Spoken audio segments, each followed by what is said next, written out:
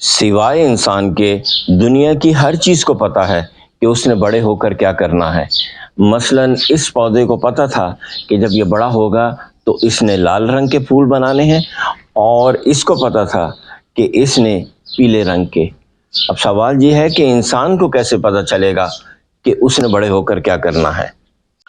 अपना कैरियर जानने के लिए, या यूं कहिए कि खुद को डिस्कवर करने के लिए, आपको जाना होगा इस वेबसाइट पे personalitymax.com। वहां जाके आप सिर्फ ये वाला टेस्ट चूज कीजिएगा, मल्टीपल इंटेलिजेंस टेस्ट।